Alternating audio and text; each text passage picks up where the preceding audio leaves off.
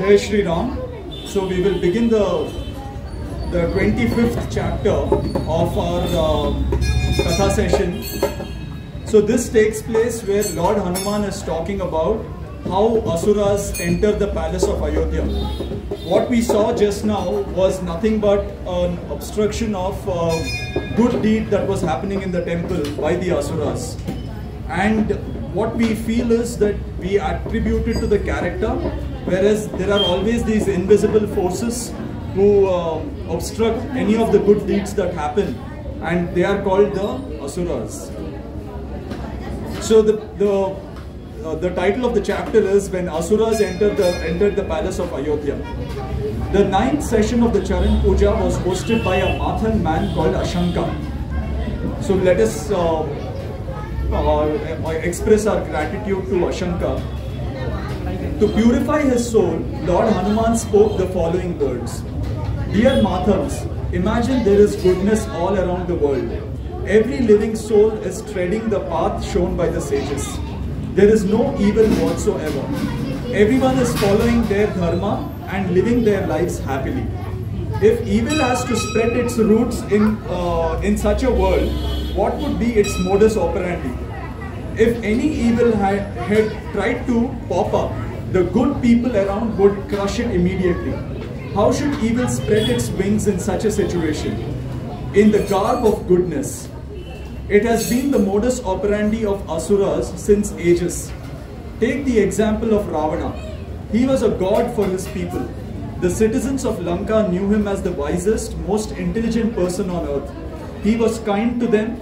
He shared his prosperity with every citizen of Lanka. When a person you like and idolize does something evil, your mind tends to justify it. An evil person can take the garb of a good person and become your idol. He can then slowly come to his real agenda. You will start justifying his evil acts and you will also turn evil. You will lose your ability to tell good from evil. You won't even realize that you have turned evil. That's how evil spreads its wings in a world full of good people. Ravana was controlled by Asuras. He had bound the people of Lanka in his spell. When he kidnapped Mata Sita, even the good people of Lanka justified his evil act. They argued that the princes of Ayodhya got what they deserved. At best, they were confused. They were unable to tell the good from bad. To free the good people of Lanka from the spell of Ravana, Lord Rama sent peace offers to him. Lord Rama knew that Ravana was in the control of Asuras who relished conflict and war. He knew Ravana would not accept the offer, but it helped the good people of Lanka realize that Lord Rama stood for good and Ravana for evil. It opened the eyes of some people like Vibhishana who helped us secure victory without causing harm to good people of Lanka. It also helped us establish the rule of goodness in Lanka after the victory. Before Ravana, there was a man called Timidhwaja who attempted to establish the rule of evil on earth and succeeded to a significant extent. He was born in a tribal family in the forest of Dandaka, or Dandakaranya as we call it. At the age of 16, he left the forest and came to Mahishmati, the capital of Heheya kingdom. He took a test for recruitment in the Heheya army. He displayed great archery skills and got selected. That is when the first wave of rebellion rose in his heart. He refused the offer to join the army. When asked about the reason, he replied, "I am not born to become a soldier and take someone else's orders." The army recruiters took his comment as a fantasy of a 16 years old and laughed over it. Little did they know that the boy they were laughing at would become their worst nightmare in the coming days. Timidhwaja roamed around the city. With every inch of prosperity he saw in Mahishmati, his jealousy and hatred for the ruling class grew larger, and so did his resolve that he would displace the rulers one day. This is a parallel that we can draw with communism, socialism. So all of this that arose in Russia in the 1920s under Lenin and Karl Marx. and it was a spectacular failure of the Soviet state, as we could see, because communism has never been a success anywhere. No, so he said, a storm full of hateful thoughts was raging in his mind. As he was sitting outside the king's palace, a sage happened to read his mind. So you think you should be the king of Heheya? The sage asked with a friendly smile. No, I think everyone should be king, said the boy Timidhwaja. In other words, no one should be the king, said the sage as he sat down on a stone chair beside the boy. Yes, everyone should have an equal share on the resources of the kingdom. The palace dazzling before our eyes belongs to me as much as the king, said the rebellious boy. And you will see a very similar kind of a campaign that was run by Rahul Gandhi and Congress when they said in this elections that everybody should have equal rights on what is the kingdom, what is the resources of India, which completely defeats the purpose of Purushartha, because what you get is what you deserve in a capitalist economy. The palace dazzling before our eyes belongs to me as much as the king, said the rebellious boy. You fancy living in the Satyuga. The world has transitioned to Treta Yuga, young man. Hierarchy is mandatory in this yuga for the welfare of humanity. This system of Nishadas, Prithus and Rishis has been established by the gods and their assistant sages, told the sage. We learned in the previous chapter about who are the Nishadas, the Prithus and the Rishis. I am not interested in nomenclature. I want my rights. Should a king's son inherit this palace just because he was lucky to be born in the king's family? Asked the boy. So according to you, the ownership of everything that exists out there should be transferred equally to everyone, right? In that case, I want ownership of your body. Your body is more skilled than the body of an average 16-year-old. On what basis do you, and by you I mean your soul, claims ownership of this body? I should own your body as much as you do, said the sage. What kind of argument is this? Said the boy, looking confused. My body is mine. My soul has certain karma desire of the past, according to which it has got this body. We have also learnt about how the coordinates of karma and desire come together for somebody to get the control of his body or to inherit this character in this world. Your statement stands true for not only your body but for the world around you. You have got what you have got because of your karma and desire. The king, the prince, the tribal boy, all these are merely characters in the great play of Maya. You as a soul can choose to play any character you want. You just have to learn how to adjust the packets of karma and desire. Look at me, I am a rishi. I live in the forest where you have suffered hardships. But I can summon anything I want. I can become anything I want. I can enter the king's body if I so desire. I can even go back in time and enjoy the scenes of Satyuga. I can help you realize your inner powers. Come with me at my ashram. I find you eligible to get the supreme knowledge. Surrender to me. The boy Timidhwaja laughed hysterically at these words and walked away. Even though he didn't utter a word, the sage read his thoughts, and they were, the so-called rishis are the agents of kings. They are purposefully keeping the inequality in the society because they are one of its beneficiaries. The sage smiled at the boy's ignorance and forgot about this encounter. He didn't get a new disciple, but the Asuras got a very lucrative target that day. The hate-filled mind of Timidhwaja was a perfect abode for the Asuras who crave for evil and negativities. Timidhwaja wasn't an ordinary boy. He had the ability to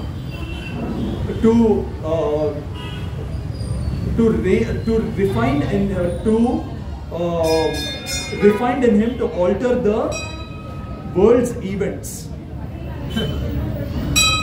He had the potential to derail humanity from the path set by the sages. The Asuras who had captured his body and mind wasn't ordinary either.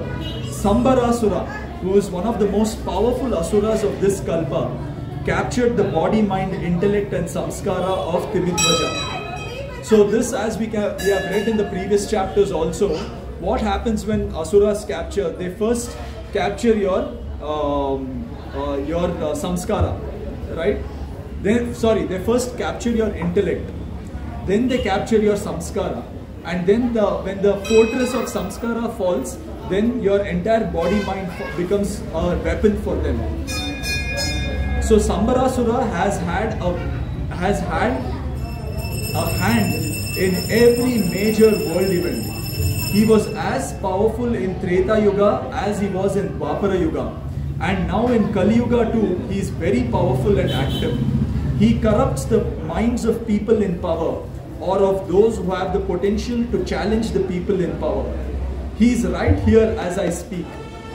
You don't need to worry about him, because you are neither in his power nor do you have aspirations like Timidvaja. He won't disturb this ceremony.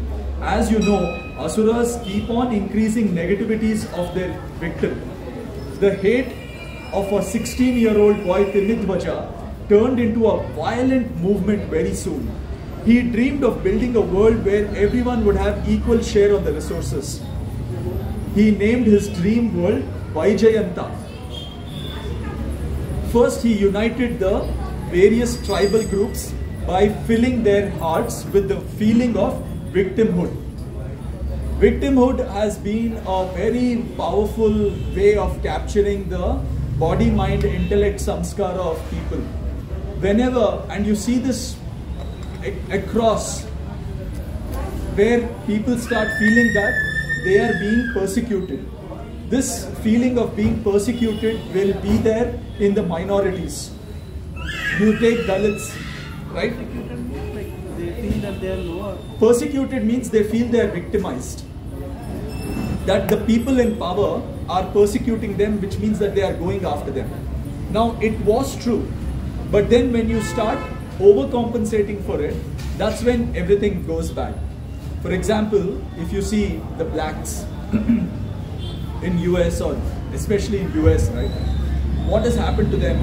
They feel that they are persecuted, but what they don't see is that their crime that they are indulging in, all the crime rates that are there are happening heavily in the black dominated area.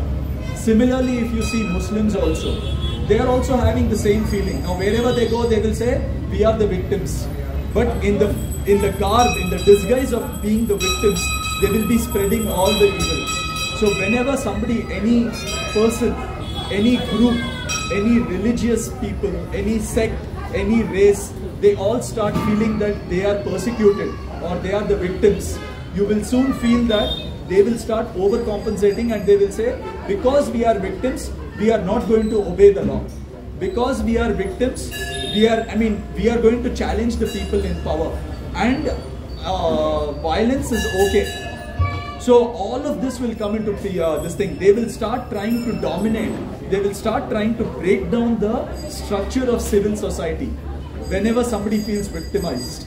And this is when the invisible forces of Asuras capture the body, mind, intellect and samskara. So the intellect falls first.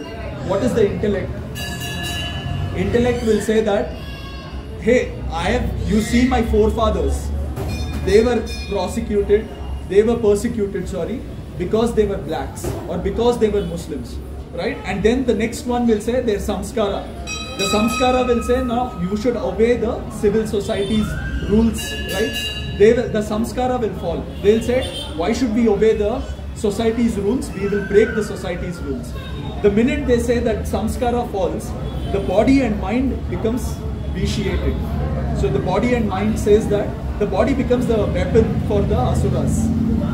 You see the way World War II was fought, where Hitler said that the Germans are persecuted, which they were, but he utilized that to make it into a world war. He started attacking other people. He started saying that the Jews are the ones who had caused this to us. So he started killing the Jews. Anywhere you see, it starts with the people feeling victimized. And that becomes a violent movement. And that is how this world has been throughout. Even if you see Dhritarashtra, he feels that he is blind and therefore he is not going to the throne. So he says, because I never got to the throne, my sons should go to the throne. So a victim feeling, a victimized feeling will always result in overcompensation. And whenever overdo also, right? Yeah, that's what it is, overcompensation. For example, I am not able to, I have given this example so many times. I am working day in and day out. I feel that I'm not spending enough time with my wife, with my kid. My kid will come and throw tantrums, right? Get me this, get me that. You'll say, okay, fine, I'll get you the best of things. You don't have to. You're not teaching him the value of money, right? But because you are feeling guilty, you will overcompensate it. Similarly, it happens with the son who has a wife and his mother in the same family. Guilty and victim is there difference or what? Huh? Guilty or victim is... Both will make you feel, when you feel there are, so that's why they say, right, both guilty and victim will are opening the gateways for Asura attack, for Asura hijacking. When you feel guilty also, you will overcompensate. When you feel victimized also, you will do something to overcompensate. Both are like chances. Yeah, I mean, you see everywhere, right? I mean, they will say, why don't we offer namaz on the road? You're not supposed to, but that, I mean, that they would have lost that reasoning. That, you know, but why do they feel that? They feel that we are minorities, we are being persecuted. And it is there across the world, wherever you go, in Europe, in America, in India, everywhere. Wherever they are a minority, that it is so strong in them that they will say that we are being persecuted, we are the victims, so you go and dominate. So then in that process, that entire civil society structure will break down. And this has been happening since Ramayana, since Treta Yuga. And this is what Lord Hanuman is telling us. And the reason why we should be aware is, if we are having those feelings, please self-check within ourselves, please introspect, so that we are aware that we are feeling that way, right? So first, what did he do? He united various tribal groups by filling their hearts with the feeling of victimhood. He declared war against the ruler class. It is the same thing, Naxalism. Same thing, Naxalites, no? They went to the tribals and they say, you know, you are being suppressed by the ruler class, so we'll help you. Communism, same thing. Socialism, all of these are same ways. It is right there. By the time he was a 25-year-old man, his ideas were on the lips of most tribal people. He would incite hatred with his passionate speeches like this: the so-called kings have plundered jungles, they have cut trees and mined our mountains to build their beautiful houses and things of luxury. What they claim ownership is on our wealth. We will take it from them, even if we have to sacrifice our lives. We will kill everyone who comes on the way of building our dreams, our dream kingdom, the Vaijayanta. He didn't hesitate to kill his own family when they tried to argue with his ideas. He would brutally murder anyone who tried to speak sense to him. The truth which the tribal people of Dandaka forest weren't allowed to speak was that they had chosen the life of hardship for the love of their ancestors. Correct? Why are the tribals living that way? Because it has been given to them by their ancestors to live in the jungle, to live off the jungle. They worship the jungle, the rivers, the mountains, the forests, the trees, the animals, everything. That is their way of life. But what did this guy say? No, you are not. He compared them and he said, look at them. They are living in luxury, whereas you are living in the forest. And so it's called bhadkana, instigating. And they were completely swayed. They could have easily migrated to towns and cities outside the jungle anytime they wanted. There was no restriction on them.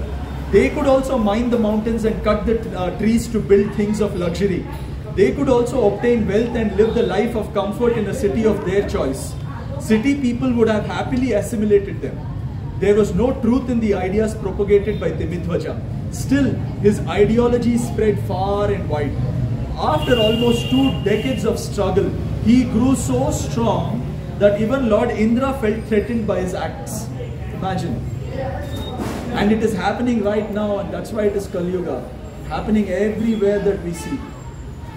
As I have told you earlier, the things that you see around you is all part of the fluid of space. Lord Indra distributes it to all the souls as per their karma desires. Tvimidhwaja's idea was to distribute everything equally to everyone without taking their karmas in account. Correct? Even if you, let's say, many a times, all of us feel, right, we have done so much of hard work for attaining something, maybe power, promotion, whatever we want to attain. But despite our hard work, we are not getting that. And then we question God. But what we don't understand is that there is that prarabdha karma, which is following us from janma janmantar. From all those janmas that we took, the previous births, all the karmas that we had, that is preventing us. So it says do good karma to get the required good karma balance to attain what you want to do. Right? But even that is bad, because that's why they say use that good karma to spiritually elevate instead of going after materialistic things. So Timidhwaja's idea was to distribute everything equally without taking their karmas in account. His acts were causing hindrance to Lord Indra in discharging his duties as a fair distributor. So think of it, he was in a small jungle, okay, in Dandaka forest, and Indra was being threatened by it. Now you see it happening everywhere, in every nook and corner of this world, everywhere, right? And that's why they say that evil has spread its wings, its tentacles to every person's mind. So Timidhwaja's violent ideology had spread far outside the jungle. A large number of villages had accepted his rule, and he was expanding his reach day by day. He would attack villages, destroy nice houses, plunder the gold, and make everyone so poor that they would become dependent on him. He would then distribute food and act like their savior. See how typical this is. The puzzling part was that the people whose life was made miserable by him were his staunchest followers. How do you explain this? Do you understand what it is saying? So what they're saying is that you've been following, right? You've been here for quite a few. Yeah. So they say that he would attack villages, destroy nice houses, and make them poor and dependent. Then he would distribute food and act like their savior. But then the puzzling part was that the people whose life was made most miserable were his staunchest of followers. Was it because those who didn't support him were brutally tortured and murdered? Was fear at the root of their faith? They were rich people who lived the life of luxury in the city. Why were they turning against their king and their very kingdom, which had given them all the comforts? Lord Indra appeared before King Dashratha to discuss this problem, even though it hadn't affected Dashratha's kingdom yet. It was in the Heheya kingdom. O Indra, said the young king Dashratha, in my army I have some of the greatest warriors on earth. They can uproot this problem in a matter of days. I can send them to fight Timidhwaja if you so desire. No, Dashratha, said Lord Indra. The armies of the affected kingdoms also have great warriors. They are failing miserably because they can't identify the enemy. You can't slaughter an entire village of innocent people to kill a bunch of Timidhwaja's fighters. Did you understand now? He has already, the ideology has spread across all the people. All the villagers now. So all the villagers are supporting him. So now how do you, if you go and attack, who all will you kill? Will you kill an entire army of, will you kill an entire village? The ideology has to be... The ideology has to die. So think about it. See, everybody, now I can say that, think about Islam itself, right? Every Muslim feels persecuted. But some Muslims have turned terrorists. Even if you kill the terrorists, which is happening in Kashmir right now, the localites are still sympathizing. They are still anti-India. They are still anti-army. They still don't want to assimilate. You talk to them, they are still against Indians. So how do you kill that? Do you kill the entire Kashmir? You can't. So that is where how evil spreads. This is a prime example. So that's why I see Indian army is going on killing and more terrorists keep coming every day, right? So that is the problem. So he says, tell me, how can I help you, Indradeva? Even though it is not my kingdom's problem, I will help you in eliminating them. This is entire humanity's problem, Dasharatha. If Timidhwaja is not stopped, his movement will reach your kingdom too very soon. I can imagine now, see how in Kali Yuga, so see it was concentrated in a small place. Then it became in Kauravas and Pandavas. Today it is everywhere. You can't say that it is only in this person, and it is there in maybe you and I as well. We switch करते हैं. Sometimes you will also be the Asuras, sometimes वो ऐसा रहता है. See, the thing is that How percentage, how much level of you are doing, that's the difference I'm making. See, for example, let's imagine into the future also, if suddenly somewhere Muslims become the rulers and we as Hindus are affected, maybe we will also go into that same path. We don't know that, but it is a cycle. Somebody is the ruler, somebody gets affected, somebody will rise, they will break that system down. So it keeps happening. But is evil eliminated? No. So now what does Dasharatha do? He says, now if this continues, right? Before Treta, after Treta Yuga, Dwapara Yuga was supposed to come. But if this goes on, without Dwapara Yuga itself, Kali Yuga will come. So the destruction of earth will be accelerated. So then he says, see, if Timidhwaja is not stopped, his movement will reach your kingdom too very soon, said Indra. No, Indradeva, in my kingdom Koshala, there is prosperity all around. I take care of each and every one of my citizens. They have got no reason to sympathize with an ignorant, violent man and his ideology, asserted Dasharatha. What if I told you that some of your officers also sympathize with Timidhwaja, said Indra. What if I told you that if his fighters reached at the gate of your palace, his sympathizers will help him from inside your palace, said Indra. That means this guy has influenced the... It has, see, it's an ideology, right? The thoughts are going around. So it is not about whether this thing is, whether there is a person or not. The idea can spread. The idea can actually infiltrate you, right? So that's what he's trying to say. So they spread like an infectious disease, said Lord Indra. Oh yeah, he said, so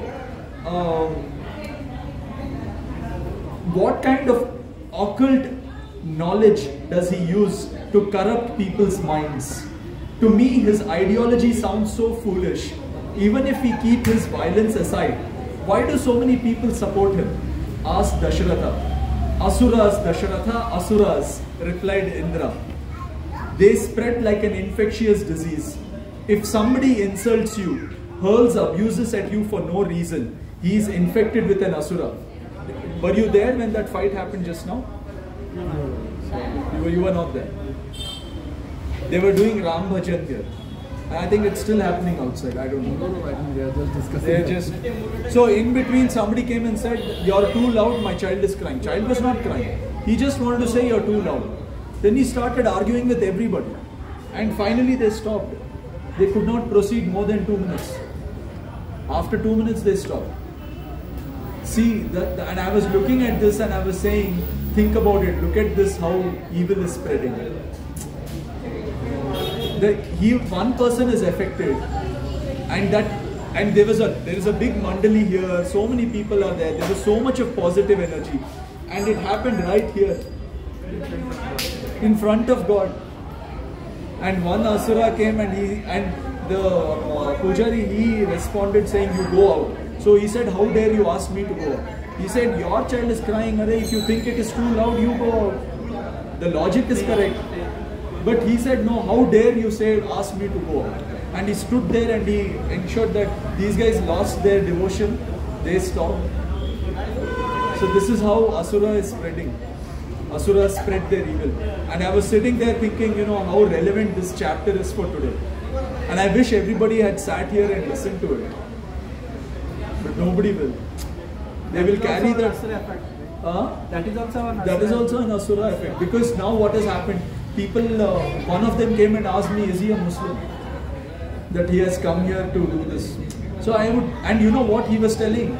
He was saying, I have constructed 2 temples. And you are there, and how dare you ask me to go out? So that's why, see, the staunchest, he's a very staunch believer. But in the fact that he thinks that I have a right, I'm entitled to ensure that these people put the volume down because I'm a great Hindu devotee. See how Asura has infected him. He feels that I am entitled because I have done so much in service of God. So you should reduce your volume, you should do all that. And the child is not crying, he is blaming it on the child. Child is happily sitting there. One reason to say something. Say something. And I could see this happening and it was so evident, and I was thinking, where are the Asuras? What is God doing? Why is he not helping? But anyway. So look at this. He says, if somebody insults you, hurls abuses at you for no reason, he is infected with an Asura. And if you got hurt by his abuses, you would invite the infection in your body, mind too. If somebody abuses you, he is already affected, but you will also get affected, right? You will also say, "Arey, main bhi to kam nahi hu, chalo aa jao." Correct? I'll take you on. That's what happened there. How dare you? He was saying, how dare you? Finished. Spreading. Instant, tak, instant. In 1 millisecond, the Asura had entered everybody here. An Asura will get hold of you and incite hatred in you against the person who has hurt you, and you will start planning revenge.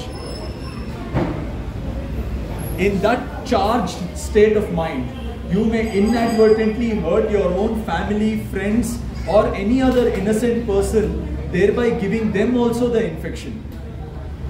That is how Asuras spread. So our fight is against Asuras, not Timidhvaja here, right? Yes, Dasharatha. Sambarasura is the main perpetrator here, replied Indra. He is residing in Timidhvaja's body. We must destroy his shelter, that is Timidhvaja's body. The problem is that he lives deep inside the jungle. The army cannot penetrate without killing the innocent villagers who are providing a ring of security around the jungle. See what is happening in Gaza.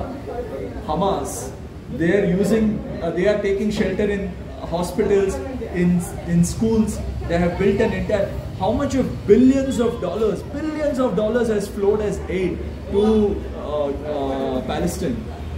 And what have they done? Instead of building a great infrastructure, ensuring that they invite business, trade, nothing. Make bombs, make underground this thing. How do we get nuclear? Their only aim is how do we destroy Israel. Same thing with Pakistan. Their only objective is how to destroy India, nothing else. And look what happens to them. So now, and the whole media, that Al Jazeera, everybody, the minute Israel attacks them, they'll say, "Ayo, so many innocent kids died, so many people died." Why? Because they're using them as a shield. So if I have to get to them, they have to go through it. And all of these guys were the ones who, when October 7th attack happened, they all celebrated. So that evil is already there. See, this is so, it is happening everywhere. It's right in front of our eyes. So the army cannot penetrate without killing the innocent villagers who are providing a ring of security inside the jungle. He is protected by the innocent tribal groups inside the jungle. His influence is so strong that all spies sent by various kingdoms have switched loyalties. They now work for Timidhwaja. So that they are sending spies to find out, and they are getting converted. His methods of conversion are so effective that even if you send your most loyal servant to Vaijayanta, which is a cluster of villages ruled by Timidhwaja, he or she will turn against you. Therefore, I urge you to go there yourself. You are Dasharatha. Why is he called Dasharatha? Sab man ka jo rath hai, the rathas, the chariots of the mind, the horses of the mind, he has controlled them. So he says, the one who has full control on the 10-horsed chariot of the mind. So Asuras won't be able to sneak into your mind. Sambarasura's tactics will be ineffective on you. Do you mean I should go alone as a spy? Asked young Dasharatha. Young Dasharatha. No need to go undercover. Let them know who you are. Sambarasura and his Asuras will not try to kill you because their priority would be to convert you into their asset. They will see a possibility of capturing your entire kingdom by converting you to their ideology, said Lord Indra. Young King Dasharatha was one of the mortals who were equal to Indra in strength. He was true to his name, Dasharatha.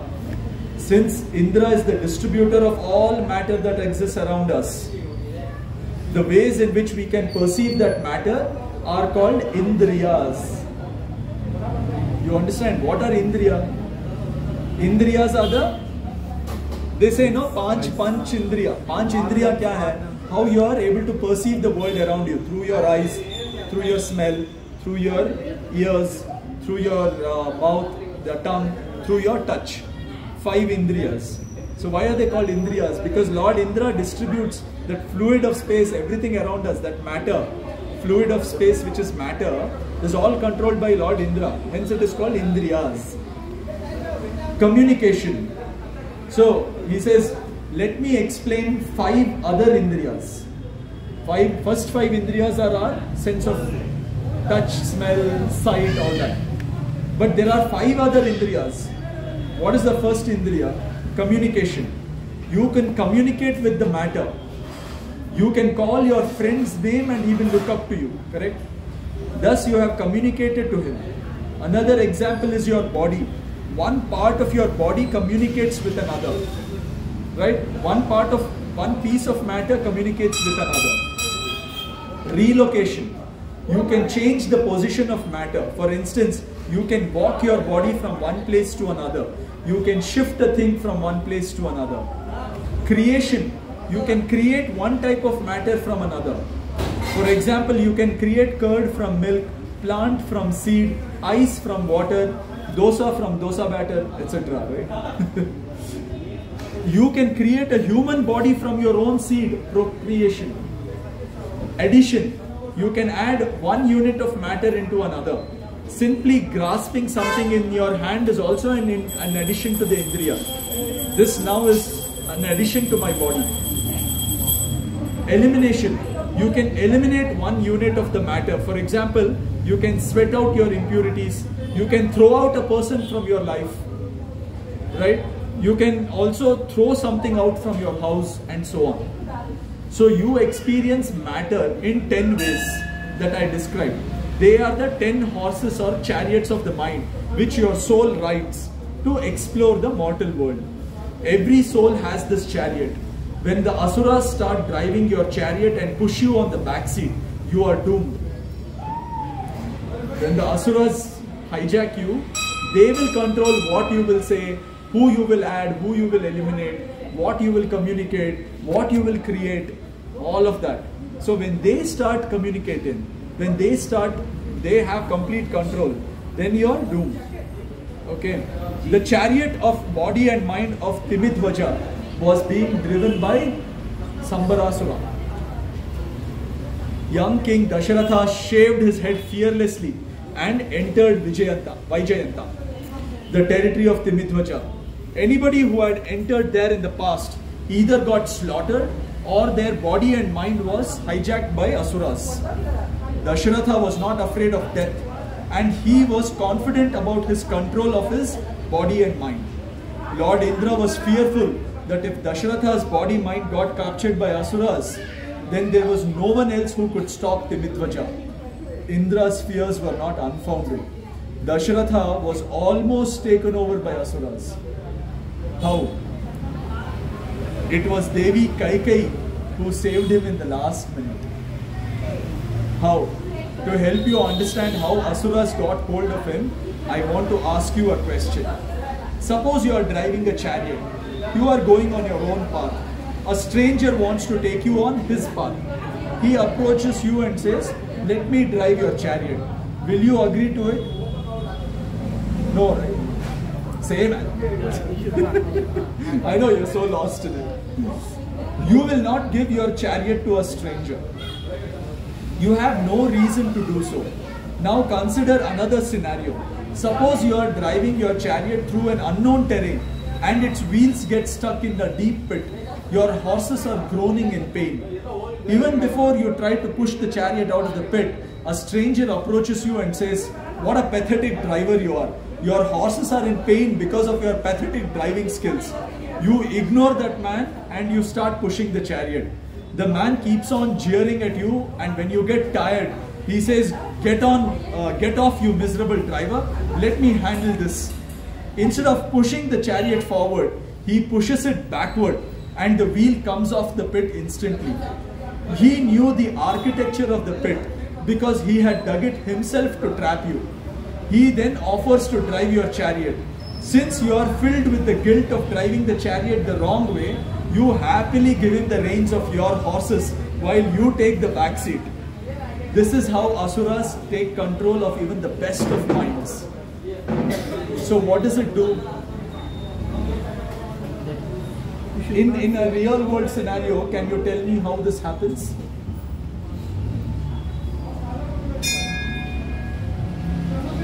What is that trap that Maya sets for us? That you are not repeating or confident that you are not the correct one. Yeah, so what is that trap? I mean, there should be a trap that Maya sets for us, right? What trap is that?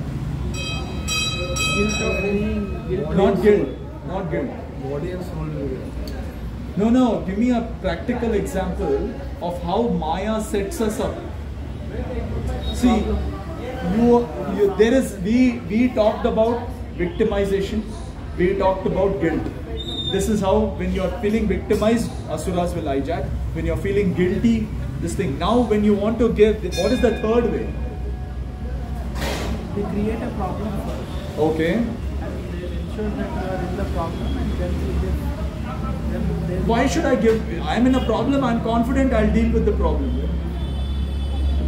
They return the confidence that you are not able to solve the problem on your own. That's okay. I'll say I'll solve it on my own. I'll do it. But this is not. You're right. You're almost there. Think a little harder. Even trying Belief. you won't be able to succeed. Belief. Self-belief. It will affect your self-belief. See, if I fail, I'll do it. I fail, I'm okay. But then what will happen is, if I fail, I'm fine. I'm okay because I'll say, okay man, I failed. But then what will happen is, the result of the things what we are doing. huh? We are almost bothered about always the result of the things what we do. That is one. But how does it impact? What is the feeling through which the Asura attacks? You may not. No, he already told, self-belief. I will lose all confidence in myself. Maya will set up something in which I will fail miserably. That is number one. Number two, I'll start feeling that, oh my God, I'm not good enough for this. You understand? Many a times where I have failed so miserably, like let's say I have lost my, I mean some RFP was there, I had to attain, I mean that success was right there. But I took a wrong decision. When I was taking the decision, it was in the right interest. I felt it was the right one, but it went wrong. And you know, I lost confidence in myself of having taken the right decision. Like for example, I said something in the best of my interest to a customer. The customer came back, customer got infuriated. He says, how dare that fellow tells me like this? Okay, does he think he knows better than me? He'll tell my boss, your fellow is of no good. He's coming and advising me. Does he think he's too good? My boss will come and say, what the hell have you been saying? Do you realize, do you have any brains? Then what will I feel? Oh my God, what is this? I'm not good enough for this role. So then he'll say, the next thing that my boss will say is, okay, you will go back, you will say, fine, I resign. It happened because of me, I resign. And then your boss also, who has got affected by the Asura, will say, fine, this fellow is not good enough, let me promote that stupid guy. He'll be incompetent. He will make him your boss in the next promotion cycle. And that is how the entire this thing will start. Every time we face failure, we also feel the loss of self-belief. And whenever that happens, the loss of self-belief, you are being set up for giving your chariot of your body mind to somebody else. You step aside, I will do the job. You are good enough. That failure does not determine who you are. Right? Because you have handled this. So the most successful of people are the ones who, even in the times of failure, will not lose their self-belief. They will get that clarity and say, why did I fail? Come back, dissect and say, yes, this is why I failed. And hence they'll say no. They'll pump themselves up. And they'll come back and they'll gain their self-belief. You can also gain your self-belief by surrendering that feeling to Lord Hanuman. And say, I have felt this way. I know I am good, but I made a mistake. You take that. I'm surrendering that feeling of loss of self-belief in your field. Give me my self-belief back. Help me, O Lord. By saying that, it will come back. So, now comes the best part, right? So, that is how Asuras, since you are filled with guilt of driving chariot the wrong way, you will happily give in the reins of your horses. And while you take the back seat, that is how Asuras take control of even the best of minds. Dasharatha had walked into the trap with a mission to defeat the architects of this trap. He knew the trap and he wanted to defeat them. When he entered in a village of the so-called Vaijayanta kingdom, he saw destroyed houses, starving people, carcasses of dead animals, parched earth, and scenes of suffering that he had never before seen in his life. He saw a queue of people waiting for merciful distribution of food by Timidhwaja's fighters. Since he had a healthy figure and a royal appearance, he attracted the attention of all the frail and emaciated figures. When he was asked to introduce himself, he told the truth. He said, I am Dasharatha, the king of Koshala, wandering in search of higher truth.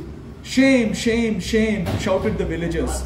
Some of them even spat on him because they believed that the kings were the cause of their suffering. Instead of giving food, Timidhwaja's fighters arrested him and took him to the center of the village. In most of the villages, there used to be a giant stone wheel which would be moved in a circular rut with the help of an elephant or a bull. Villagers used to crush building material with this to use the construction of their houses. It used to be a symbol of progress. Timidhwaja had declared it as the symbol of oppression. So Dasharatha was given the task of breaking one such wheel. He wielded a hammer with increasing strength as the chants of shame, shame grew louder in his head. He was given very little food and water in the evening when he was about to collapse. For 12 days, he was forcefully taken from one place to another. His ears had started aching because of the dreadful cries of misery-stricken people of Vaijayanta and the continuous wild screeches of shame, shame. He wished he were deaf. He wished he didn't have the indriya of hearing. His eyes were tortured from unimaginable scenes of misery and suffering. He wished he were blind. He wished he didn't have the indriya of vision. He wasn't allowed to take bath. Even drinking water was given to him in drops. Taking bath had become a distant dream. It was unimaginable agony for someone who was habitual of taking bath at least twice a day in perfumed water. His skin felt like thick bark. He wished he could peel off his skin. He wished he didn't have the indriya of touch. The rotten food which was given to him tasted like leaves of a neem tree. He wished he didn't have the indriya of taste. For someone who was habitual of living in a perfumed palace, the pungent smell of dead animals felt like knife scraping through his nostrils. He wished he didn't have the indriya of smell. He wasn't able to communicate with anyone.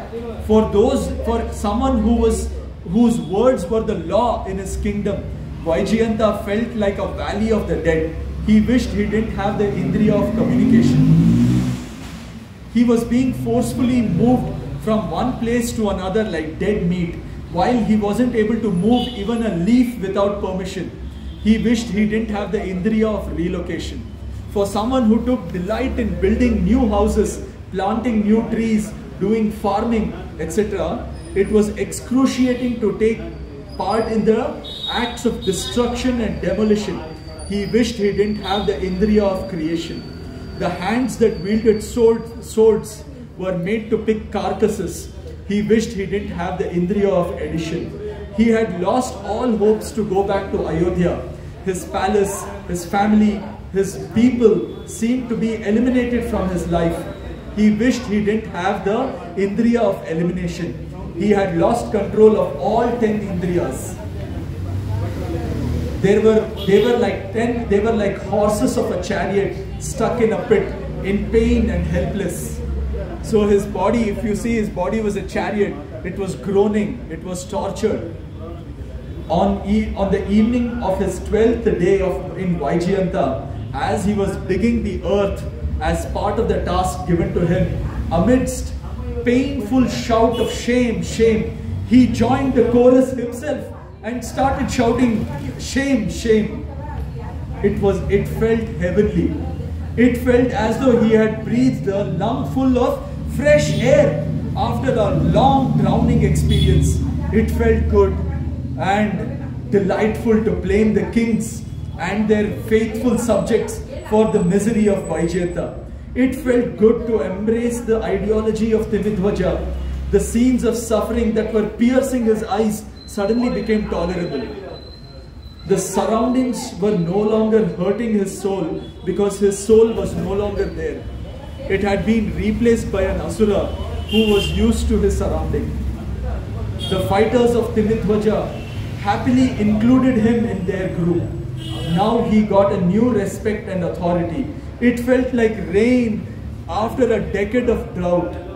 After doing adventures for a few days with Timidhwaja's fighters, he finally got the opportunity to meet Timidhwaja deep inside the jungles of Dandaka. Timidhwaja's happiness knew no bounds. He could now indirectly rule the prosperous kingdom of Koshala through Dasharatha. He welcomed Dasharatha with great zeal as at his magnificent palace in the jungle.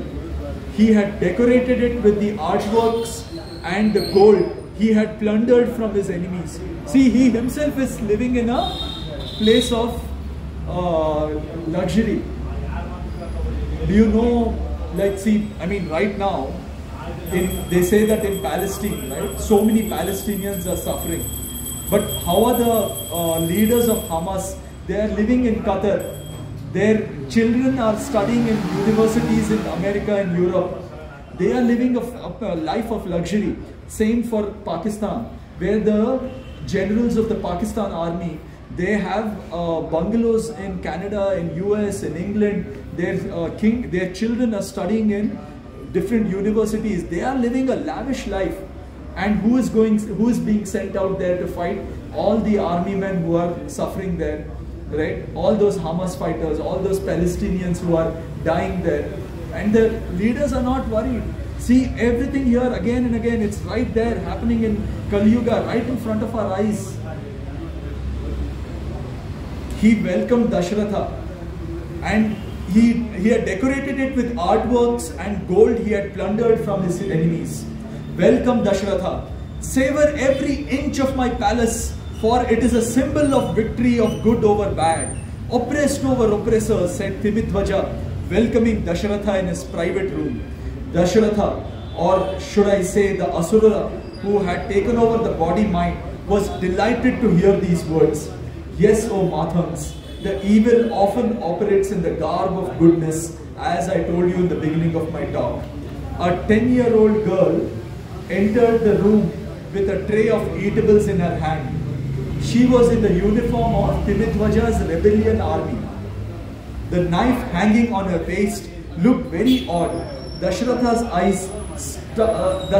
eyes were stuck at the bruises on her face. Meet Jhasa, said Timidhwaja with an evil smile on her face. Her mother was killed by the enemy. She will not sleep peacefully until she took the revenge of her mother's death. Dashratha's eyes were fixed at Jhasa's face. He saw the face of Kaikeyi, his youngest wife. The realization hit him like a hail of arrows. He realized that he had been captured by the Asuras. She will not sleep. How could he justify a young girl being pushed into the hardships of war? Kaikeyi too was brought up without the love and affection of a mother. Her father had banished him from her father had banished her mother when she was very young. Even without the mother, she was raised to be a kind and compassionate and a beautiful woman. She didn't have to face the hardships that Jhasa was being pushed into. He waited for Jhasa to leave the room and then killed Timidhwaja with his own sword. Sambarasura had no other option but to leave the dead body. His army of Asuras that was keeping thousands of people in the illusion too went into disarray. The reign of Sambarasura's terror ended and Dasharatha returned to his city Ayodhya. He went straight to Kaikeyi's palace and expressed immense gratitude. He told her how she had saved not only his life but also his kingdom. He offered her two boons, one for saving his life and another for saving the kingdom. Kaikeyi was overwhelmed. She had everything that she had desired for. She didn't know what to ask. So Dasharatha requested her to ask two boons whenever she felt her need of doing so. This incident changed Kaikeyi's perspective towards Manthara, the woman who had raised her in the absence of her mother. She felt guilty and ashamed that she had never appreciated Manthara's services. The Indriya of addition, which deals with relationships, hadn't treated Manthara the way her soul would have liked it to do. So the horse of Indriya, that horse of Indriya groaned in pain. The chants of shame, shame echoed in her mind. Guilt. Next day in the afternoon, in a sudden outburst of love and gratitude, she sat with Manthara and gossiped with her for hours. It wasn't in her nature to gossip about King Dasharatha's other wives. Her soul would have never allowed such an escapade. But her soul wasn't at the driver's seat. An Asura had sneaked in her mind who felt extreme pleasure in gossiping and being friendly with Manthara. Even though Dasharatha had come back after destroying an entire cluster of Asuras, he had brought that contamination home. Years later, this contamination would change the course of human history. As you see, O Ashanka, how dangerous it is to keep guilt and regret in your mind. Asuras pushed Dasharatha into the pool of guilt and almost succeeded in capturing his body-mind. Kaikeyi's guilt invited another Asura in her mind who planted the extreme affection towards Manthara, which later resulted in the banishment of Lord Rama. Look at this. Look how evil spreads. Crazy, right? Crazy. Something happened somewhere, something. It's like that effect. They say a butterfly sneezed in the other side of, in another universe, and its effect was felt in this universe. That small 10-year girls, Jhasa. वही मतलब resonate मतलब ठीक है कैसे resonate करता है So he says, so what did this guy Timidhwaja, he said that meet Jhasa, her mother was killed, and in this thing, and now she has a dagger, she has become a part of my army, so she will not sleep till she kills her enemy. Okay, for all you know, he would have only killed her mother and said that the enemy killed her, and now she is a part of his army, right? So Dashratha looked at her face. When Dashratha looked at her face, he was immediately reminded of Kaikeyi, because Kaikeyi also was brought up without a mother under extreme hardships, but she had become a beautiful young woman, and as soon as he remembers Kaikeyi's face, he says, oh my God, I'm a king, and what am I doing here? Instead of suddenly there is an Asura. So the Asura exits and his soul comes back. Till then, what had the Asura told? What had the Asura told? Asura, who was in Dashratha's body, had said that those kings are your oppressors. He also chanted shame, shame. The minute he chants shame, shame, his soul exits, the Sambarasura takes over. The minute he realizes he is a king and he is not oppressed, he is a king, immediately his soul comes back. And actually he overpowers Timidhwaja, and with his sword only he kills him. The minute he kills, that illusion is destroyed. And he comes back to the palace. Therefore, surrender your guilt and your regrets to me. I already know what you have done. Just surrender it and clean your mind before Asuras infested. Lord Hanuman completed his talk. Baba Mathang proceeded for further rituals for Yajman Ashanka. Jai Hanuman, Jai Shri Ram. This page is 20.